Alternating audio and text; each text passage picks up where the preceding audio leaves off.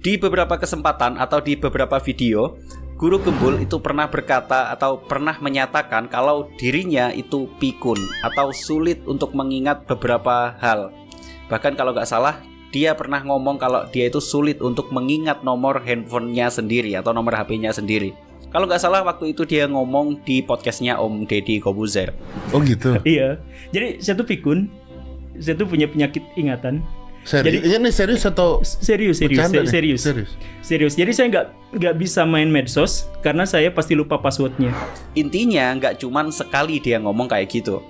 Nah, tentu pernyataan ini membuat kita bertanya-tanya, kalau beliau pikun, lantas bagaimana cara beliau belajar?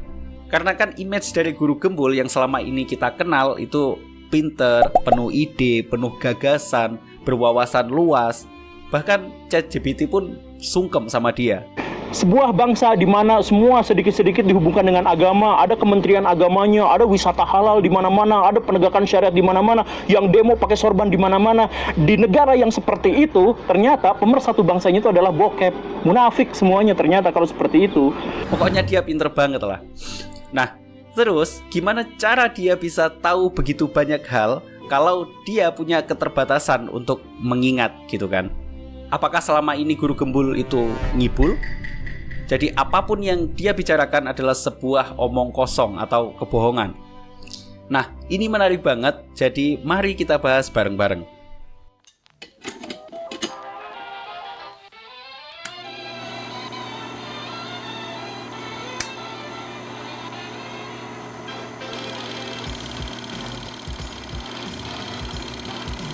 Tanpa mengurangi sedikit pun rasa hormat gua ke Guru Gembul, konten ini sama sekali gua buat bukan untuk merendahkan beliau atau siapapun.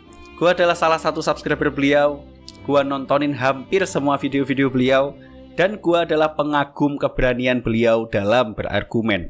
Intinya gua bikin video ini bukan sebagai seorang haters, melainkan seorang murid yang mengagumi gurunya.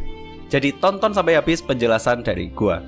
Kalau Guru Gembul itu benar-benar pikun, terus bagaimana cara dia belajar? Apalagi sebenarnya memang dia itu guru beneran, bukan hanya nama panggung.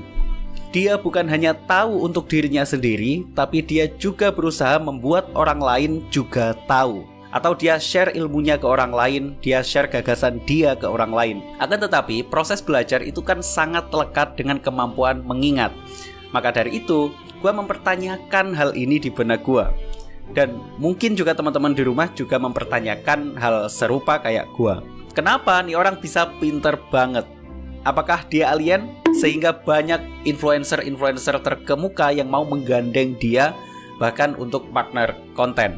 Dan for your information, mungkin beliau ini adalah satu-satunya orang yang berani nolak dikasih logo close the door di channel YouTube-nya sama Om Deddy Kobuzer.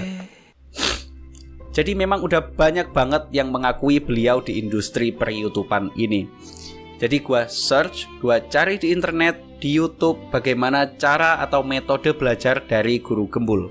Gua tontonin kembali video-video beliau yang banyak banget itu, yang udah hampir nyalip episodenya One Piece, dengan harapan di salah satu videonya ada jawaban dari pertanyaan gua.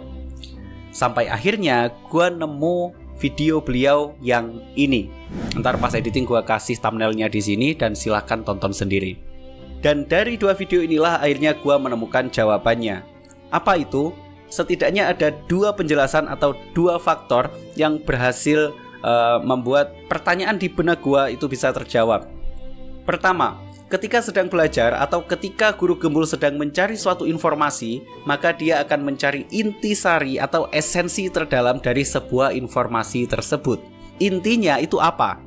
Karena Guru Gembul sendiri itu tahu kalau dirinya mempunyai keterbatasan dalam mengingat. Maka dari itu dia harus menggunakan metode yang tidak digunakan orang lain. Dia harus menggunakan metode belajar yang berbeda dari kebanyakan orang. Contoh, di hari yang sangat cerah, Budi dan adiknya Ani pergi ke pasar Wakanda untuk membeli buah durian. Dan duriannya bla bla bla bla bla bla bla bla bla. Ini informasi utuhnya. Cara Guru Gembul belajar, dia tidak perlu menghafal atau mengingat kata per kata, akan tetapi dia cukup tahu dan mengingat esensi atau inti dari cerita tersebut. Apa intinya? Budi dan Ani beli durian di pasar Wakanda. Titik. Udah itu aja.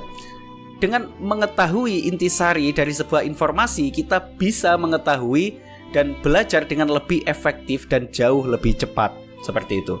Maka dari itu, kalau kita memperhatikan, di setiap videonya Guru Gembul, kita sering kan melihat selipan-selipan atau b-roll yang berupa kutipan teks, berupa sumber materi atau quote atau penjelasan singkat yang berhubungan dengan apa yang sedang Guru Gembul bahas di video tersebut. Nah, itulah esensi informasi atau inti informasi yang telah Guru Gembul kumpulkan yang nantinya akan di-share ke kita menjadi sebuah konten dengan durasi video panjang. Video Guru Gembul itu rata-rata berkisar belasan sampai 20 menitan. Padahal isi sebenarnya dari video tersebut adalah kutipan-kutipan teks yang diselipkan dalam video itu. Cuman itu. Lah, terus kenapa bisa potongan-potongan teks tersebut bisa menjadi video berdurasi 20 menitan? Nah, inilah yang akan kita bahas di poin kedua. Apa itu? Storytelling. Siapapun, apalagi para subscribernya, pasti mengakui kehebatan storytellingnya Guru Gembul. Apa itu storytelling? Storytelling adalah seni bercerita atau kepiawaian seseorang dalam menceritakan sebuah informasi atau cerita. Menurut gua pribadi, apa yang membuat channel YouTube Guru Gembul ini berbeda dengan channel-channel YouTube yang lain?